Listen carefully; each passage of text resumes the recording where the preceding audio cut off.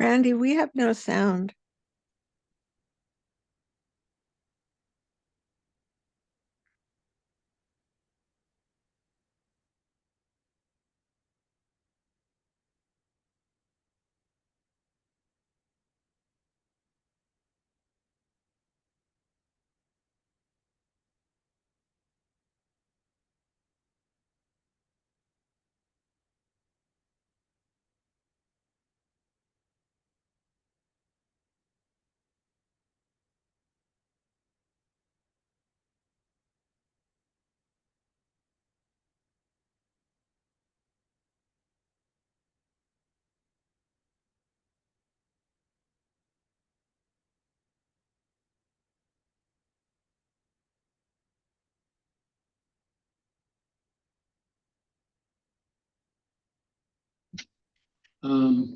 We've got a microphone here, but we're going to save that to the end.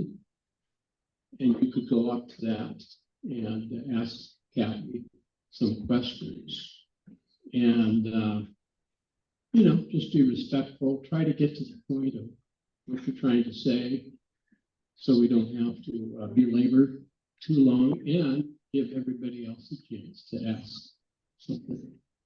Okay, we're on Zoom. And people may call in and you might get questions with the Zoom. So that, and let's see here. I'm gonna, I'll call an end to this, and it's gonna be, I can't quite tell you exactly, but it could be around 8:15, something like that. I think that Cathy told me that she had another engagement, has to leave, I think around 8. Is that right, Cathy? Yeah. And Henry will hang out afterwards, and you can hobnob with him after our program tonight. Let's see. So I took care of the money situation, and let's see.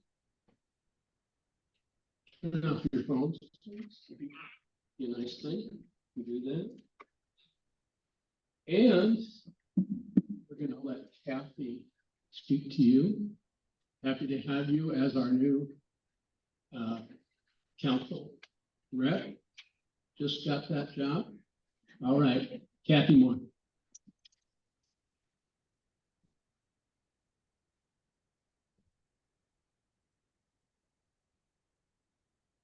Well, good evening, everyone. Thank you very much.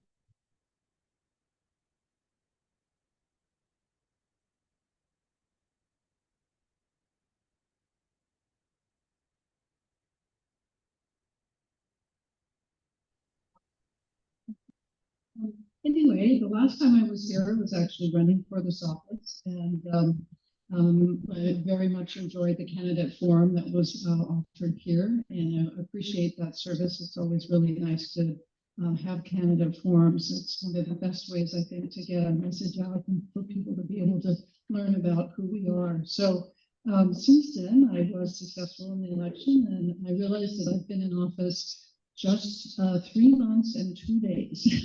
So, and it's really been quite a privilege to be there in that short period of time. I would be lying if I said it was not a whirlwind. There's a lot of new information to absorb, and even somebody who's been, relatively had a long professional life is a euphemistic way to phrase that. There is still a lot to learn about the inner workings of the government and all the various departments. So I'm very much enjoying the process, but I'm also running a million miles an hour. So just a little bit of sort of basic information about my office. I do have 3 additional staff. I was able to hire former council member Alex Peterson's, Hannah Thornston, who is my chief of staff. I was then able to hire Neil Aldridge, who used to work for former council member Lisa Herbold as my policy analyst. And then I have my Henry Paulette, who comes with from a great background as my new district relations. So really, Henry, one of the things that I ran on as a candidate was trying to be really engaged in the district and on a ground level. I know that there are probably some of you who have emailed me and I've yet to respond. So if that's the case, I apologize for that, but we really are still getting our systems in place and we are attempting to respond to everybody. And a lot of that's going to fall on Henry's shoulders now. So, but always feel free to call if you have not gotten no response to your email. We are answering our phones. We're there 5 days a week. So that's really the quickest way to get in touch with us. So the other thing that I wanted to mention is that tell you a little bit about the committees that I serve on, and then on to the meat of the matter. I have been assigned to chair the Housing and Human Services Committee. That is a little bit different than it used to be. It used to be the Public Safety and Human Services Committee. So they took out public safety. Councilmember Kettle is now chairing that. And they incorporated housing and human services because there's a lot of overlap, obviously, between those bodies of work. So part of my purview is the King County Regional Homelessness Authority, as well as the Human Services Department and the Office of Housing, Office of Civil Rights, and there are a few others that I'm still learning about. And then I do serve on the Public Safety Committee. I also serve on the Education Neighborhoods Education Neighborhoods and Libraries Committee. I serve on the Office of Sustainability, Arts and Culture and City Life Committee. I serve on the Labor Relations Committee, and I'm sure there's another one I serve on. So there are a lot of committees which I touch, and which certainly touch various aspects of pretty much everyone's lives. So please feel free to reach out to me if you have concerns regarding that whole spectrum. Oh, and very importantly, I serve on the Land Use Committee. I think I had blocked that out of my mind.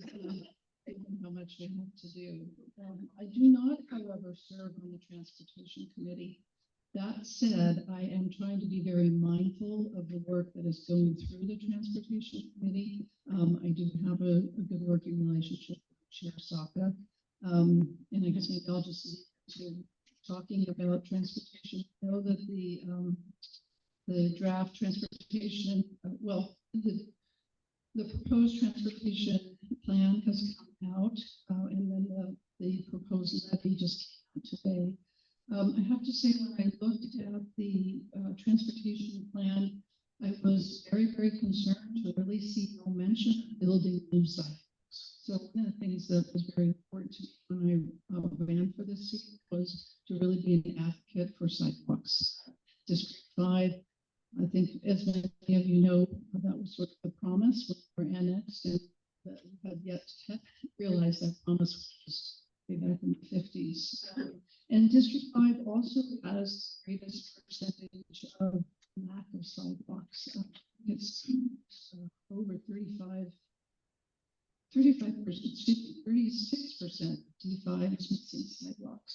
So all of the districts we are missing the most. And so one of the things that I quickly decided was important was to propose an amendment to the transportation plan, and that will be coming to the transportation committee. I was able to present it. It will be coming up for a vote the next meeting, and that was to actually amend the transportation plan to put in actual language saying that they will build new sidewalks and alternative sidewalks.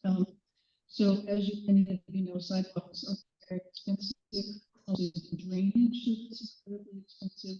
So I think it's incumbent upon us to look at alternative ways to get that separation between traffic and pedestrians. One of the goals that sort of leads into the comprehensive plan discussion is really trying to look at how do we make this very accessible city for everyone? How do we kind of reach our goals of maybe a 15-minute walk for everyone? And sidewalks are critical infrastructure.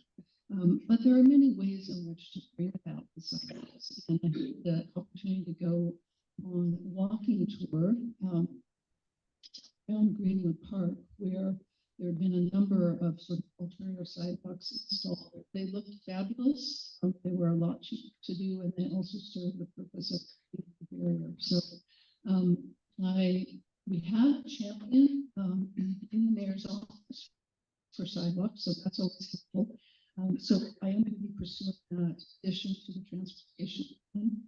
Unfortunately, then when I looked at the draft language, the commitment made there is to only put in 250 sidewalks, which is the same number that we had at the last levy.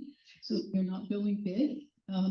So it's going to be I will be advocating and also bringing an amendment to the levy to make sure that we have a lot more funding for sidewalks and alternative sidewalks.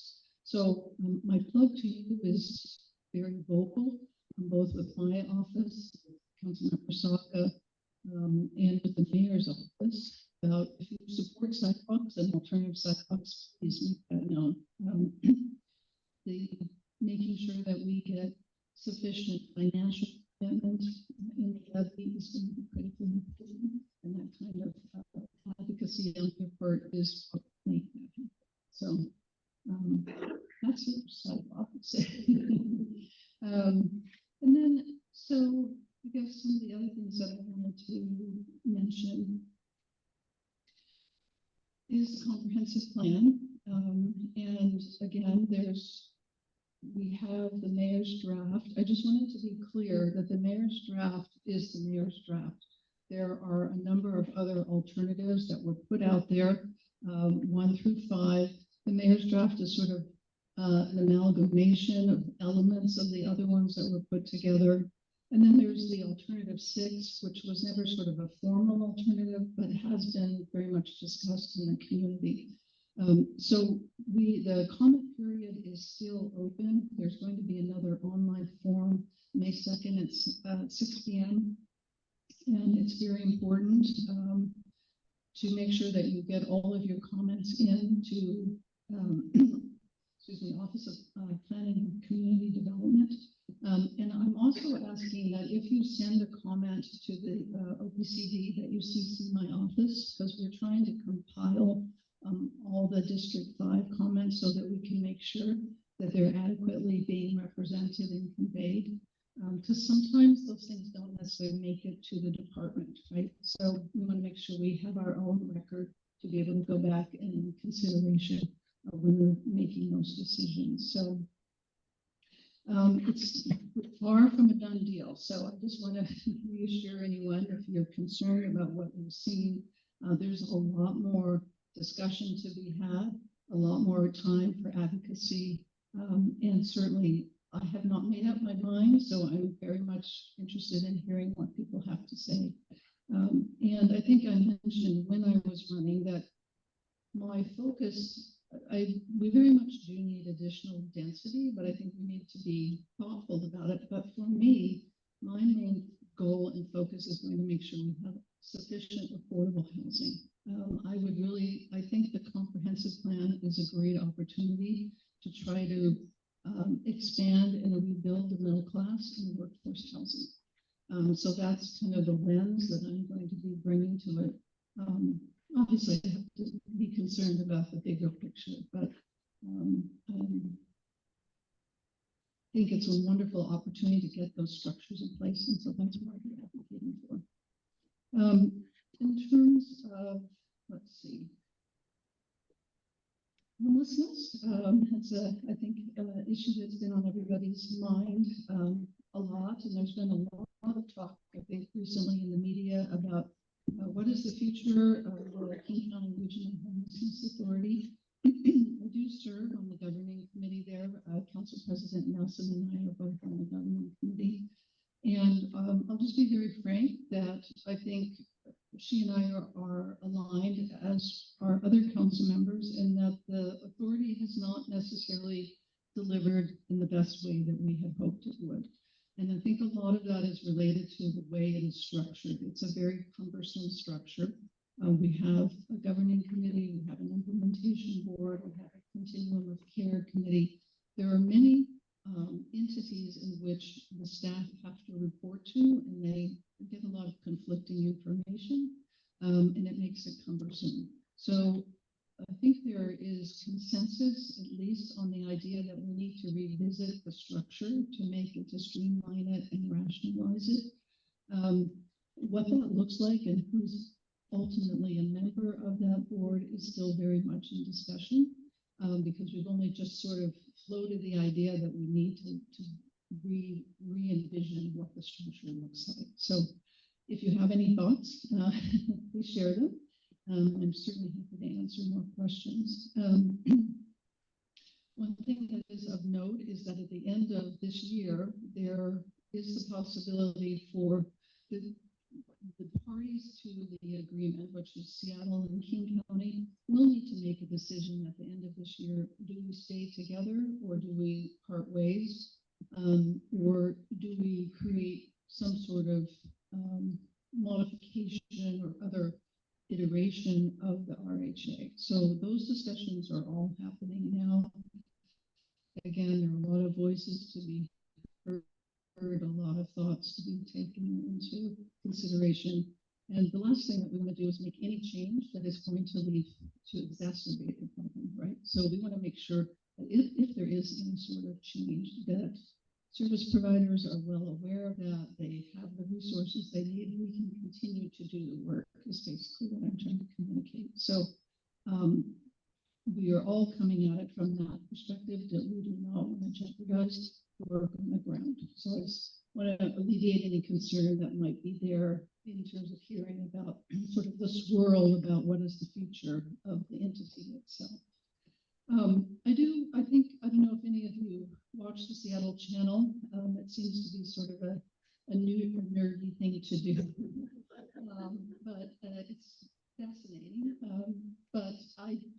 So the Housing and Human Services Committee, where we had KCRHA comments and present to the committee, and there were a number of comments by myself and also by Councilmember Rivera about really wanting to know what can you demonstrate for us where, because Seattle is the largest funder of this entity, and I think it is fair for us to be asking, show us what Seattle's getting for our money.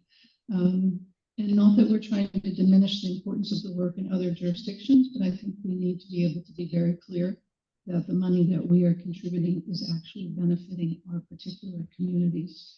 And I think I did make the comment that when we look out there, we're not seeing any progress. And I wanted to just moderate that a little bit, because in looking at the statistics, it is better, actually, in terms of what we're seeing in terms of encampments, and in terms of being able to get people into permanent supportive housing. We just, the voters generously passed the housing levy. That's going to be very, very important in terms of building permanent supportive housing, which is a critical piece to getting, once we are able to get people off the street, to then, get them in a place where they can stabilize and then be able to move people who need that service into permanent supportive housing. So I did want to clarify my remarks that things are getting better, but we still have a long way to go. And to some extent, I think the reason that we're seeing progress is because of the work of the Unified Care Team. And I know that for some, that is still somewhat of a controversial approach and entity. I did have the pleasure of going out and doing a ride with the UCT team who's been assigned to the Northwest area. And I have to say that everybody there was very, I thought, very empathetic, very mindful of the trauma that many of the people they are encountering have dealt with and are continuing to deal with, and really were committed to the mission of trying to work with people where they're out, where they are at, and identifying what their needs are. And so to some extent, I think the progress that we've seen has been related to that work. And I would really like to see that work expanded if possible. So will lead me to public safety, which is always a major concern. I know some of you have probably read that there's a tentative contract with this Seattle Police Officers Guild I cannot go into the details at this time because legally, until that agreement has been approved by the membership, I can't talk about it. But I can say that once that happens, assuming that happens, I'm more than happy to answer questions about the contract and about my thoughts around the contract. I have been able to meet with Chief Smith, who's in charge of the alternative response. Been very impressed with her really dedication to making this an alternative response a very viable program. They desperately need to expand that program, and that's something that I'm looking to do, to expand that program. And to try to make it, right now it's limited in its geographic areas. I would really like to be able to have that care team up in District 5, and also for them to be able to work 24/7. So another thing that we're working on. I also wanted to mention that I know that there has been a lot of, there's definitely been an acceleration of gun violence in District 5, particularly around Aurora. I have spoken with Chief Diaz about that. We are all very concerned. Now we have the printers that are able to print guns, which are very, very, very concerning. And they increase the lethality of if that's possible, of guns. And so we're all really working on trying to figure out what is the answer. But I did want to mention that we are going to be having a public safety forum specifically on the issues of Aurora on April 25th, and that will be at 7:30 at the Bitter Lake Community Center. So please come. We are going to have Chief Diaz, Captain Agard, who's from the North Precinct, and also Chief Smith will be there to present about the work that they're doing and their thoughts. And it will be a great opportunity. I really view that as a listening session for myself and also for the individuals who are responsible for that work. So I think the more minds that we can put to this conundrum will be very, very helpful. So I am going to wrap up there because I feel like I'm droning on a bit and would really love to take your questions. And I also just wanted to say, this is, in my opinion, the beginning, hopefully, of a very long and regular conversation. And I do take my responsibility to be available to you very seriously. And so I want to make sure that I'm meeting that responsibility to the best of my ability and to continue to engage in community dialogue in every opportunity. So thank you for that, Randy. And I can take some questions if you have to.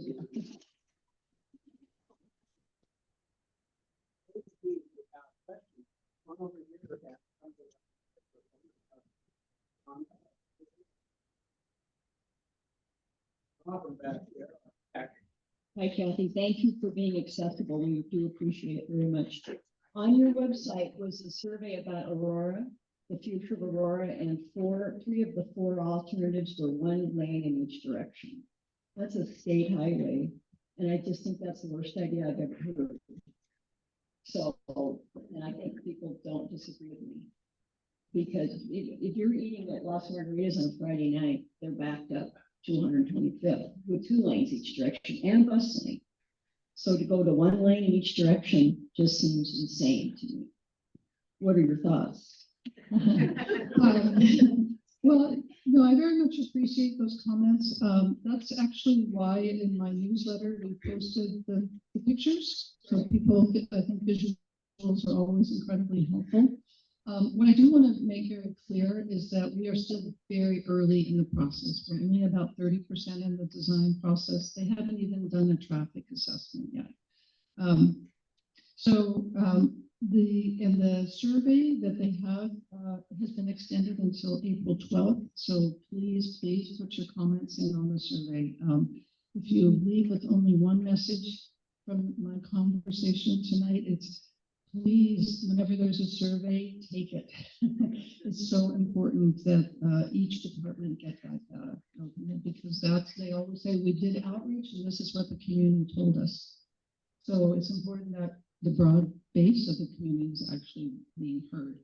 I would say that there have been no decisions yet at all about which, what the design is going to look like. And what they are, we were able to clarify with them is what they're really looking at is with those different proposals or comments, what are the elements of the proposal, each one that you like and the elements you don't like?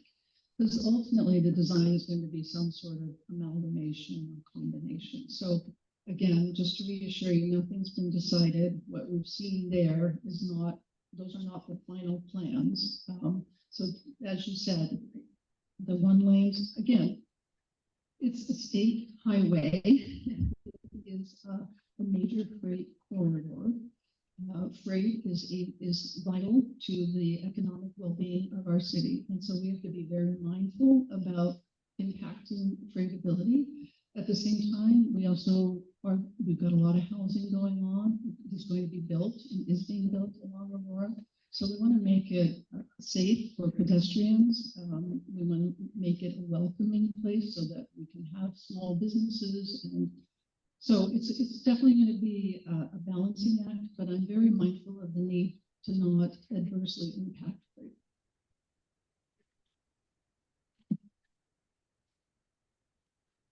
I have a question about the comprehensive plan, and until tonight, I didn't know there was all these alternatives other than the mayor's. So I guess my comments will be about the mayor's. Okay. So in reading through the plan and the city's comments, they talk about two things that really bother me. One, they say, oh, we're not going to really have an impact on trees because of our tree protection ordinance, but our tree protection ordinance allows all trees to be cut down in the city. So I don't know how you can possibly say that. And also there was a comment that said, well, we might have to lose trees because we need to stop urban sprawl. I'd like to know why it's Seattle's responsibility to stop urban sprawl. I mean, your comments on that would be appreciated. Sure. So I think as hopefully many of you know, I am a big proponent of trees. I do believe that we need to take a major we need to significantly change the current tree ordinance. There are parts of it that are very good, and then there are many parts that are not. And I think it's having the unintended consequence of destroying urban trees and urban forests. So my office is in the process of working on amendments and legislation to address that. I do want to say it's going to be an uphill battle. So I don't want to create any false hope, but I'm very much prepared to lead that initiative. I too am very concerned about the mayor's proposal around trees, and that's something that we need to make sure is we have robust protection within the comprehensive plan. I think I might have been you. I know some people have addressed the connected communities proposal that's been put forth by Councilmember Morales. One of the significant problems with that is it expands it right to 95% of the lot. So there's 5 feet left. We can't protect trees with 5 feet. So for that reason alone, I would not, that would need to be changed in that particular plan. In terms of our responsibility to prevent urban sprawl, that's a broader conversation about the Growth Management Act. That was a sort of elected that we did not, that we wanted to protect the environment outside of the city. I think that's a worthwhile goal, absolutely. But in doing that, we need to be mindful about protecting the urban forest and trees and our green environment in our city and make that appropriate balance. Thank you.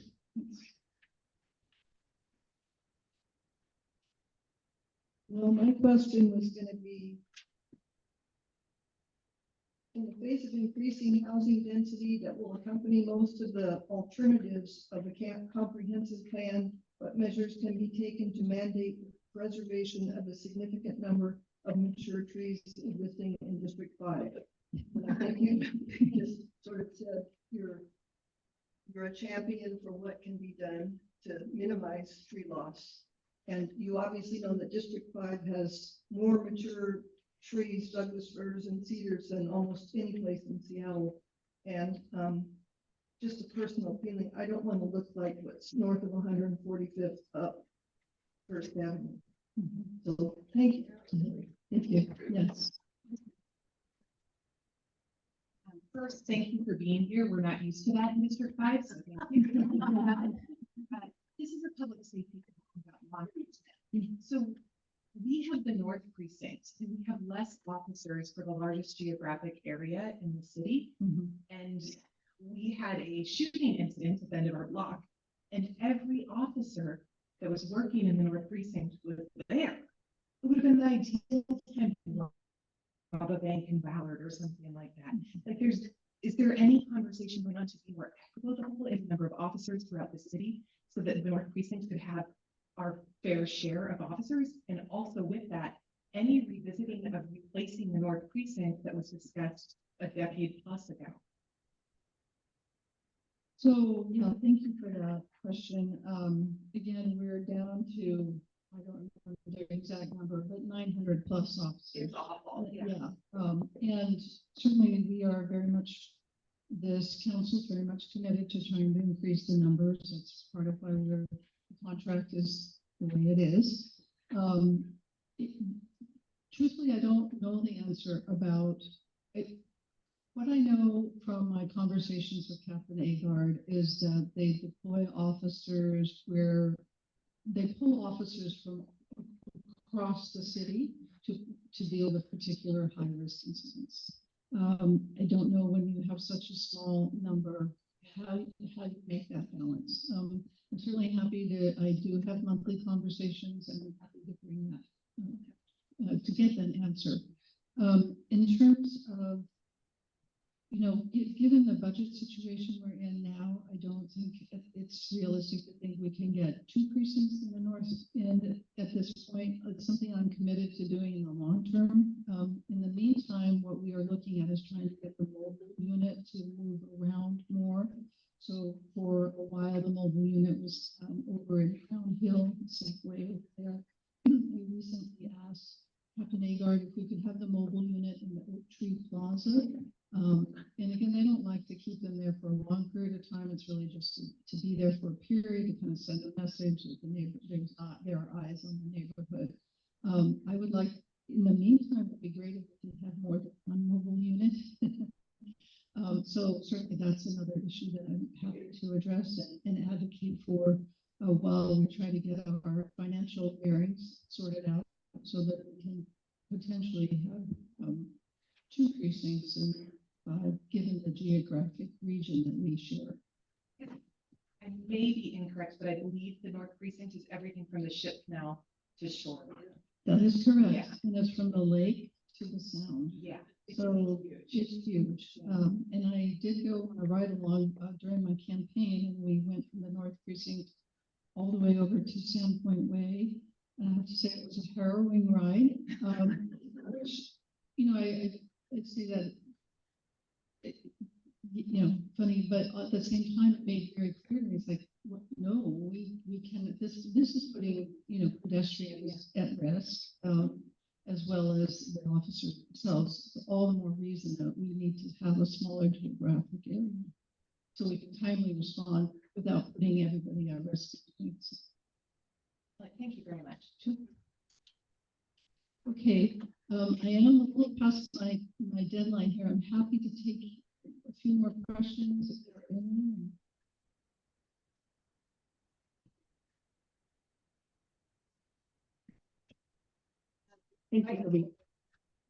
Thank you for being here. Sure. And my question is, what conversation is happening about affordable rehab centers?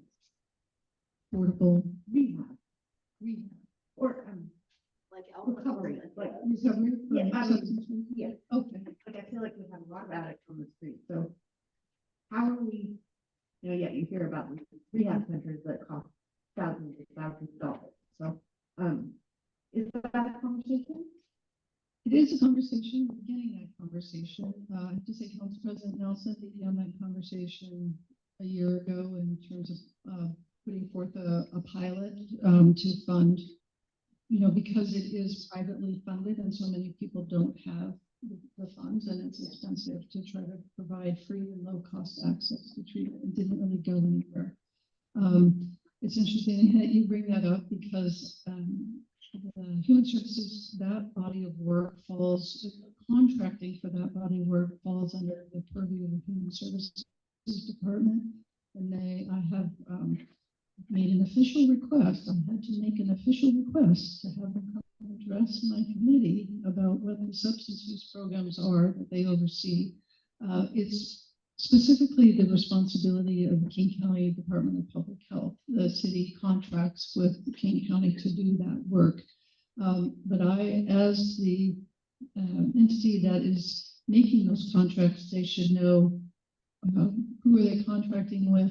Are they getting, again, the value for the money? Are there ways that we can make it more accessible? So we're beginning those conversations. HSD is going to come and talk to us. I'm also hoping to get King County to come and talk to us. Another piece of this is the crisis care levy. There is money in the levy for, because it's going to take many years to get the capital facilities actually built. So in the meantime, there's money to do mobile unit treatment, and also the Downtown Emergency Service Center has it's called a Crisis Solution Center. That's where a lot of the first responders can bring people and they can get treatment. I would really like to expand that. So the crisis care levy is, we're in the process now of passing, King County is in the process of passing implementation legislation. I'm trying to get my voice in there to make sure that Seattle has its fair share of those resources for mobile access to treatment, medication treatment, Suboxone, those sorts of things, and also referral to outpatient or inpatient treatment facilities. So we are beginning those conversations. I feel like it's such an important piece of the puzzle, so please keep it going. Absolutely. Thank you.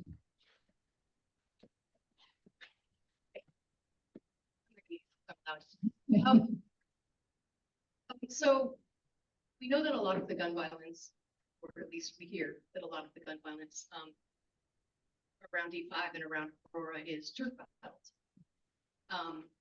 And we were told by the people from the North Precinct who came to speak that nothing will be done about it until the city council cares about it again. So I guess my ask is that with all of the other big things, maybe we can have a little bit of prioritization around that issue and around helping those women who are out there, women and men who are out there on the streets, you know, in the sex work industry, you know, and help get them away from the people who are potentially controlling them. So I know it's not fashionable, but this is an issue that's near and dear to my heart. And I am currently in conversation. I feel like I'm coming here and saying I'm in conversation. So there's a lot of conversation going on. But I raised that issue with the chief of police. I've raised that issue with Captain Agard. I'm planning on talking to the city attorney about it. Yes, a lot of the gun violence is related to turf wars, and we need to be very honest about that. You know, the former council, we've repealed the loitering laws, and we have now basically criminalizing effectively.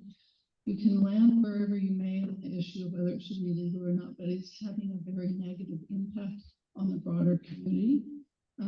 Aside from the very negative impact on the workers who are not engaged willingly in that activity. And when I say willingly, that includes economic oppression.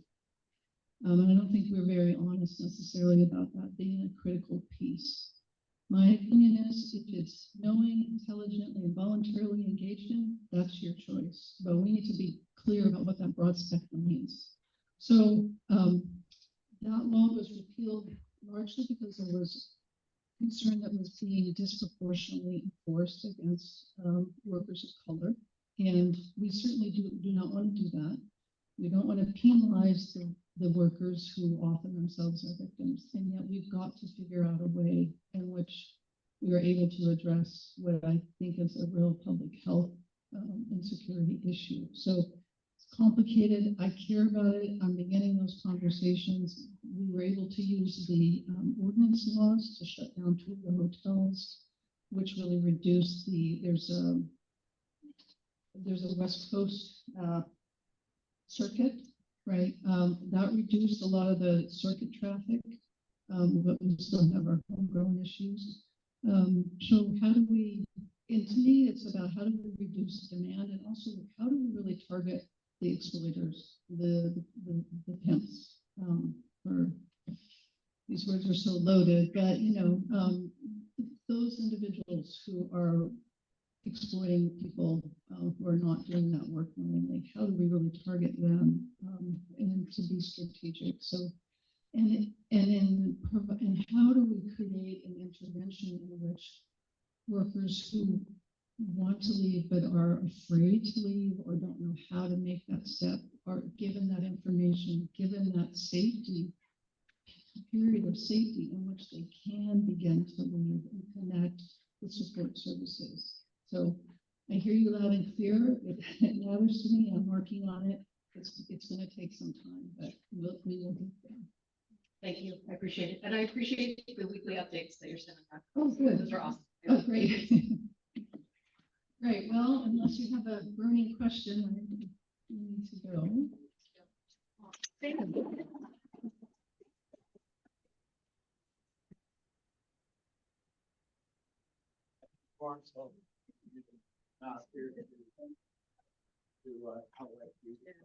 G5. Let's have you out again sometime.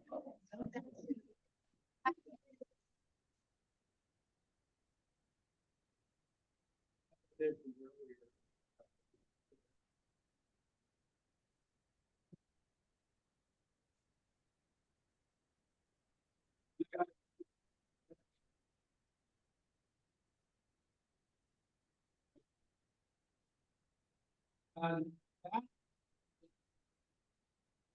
that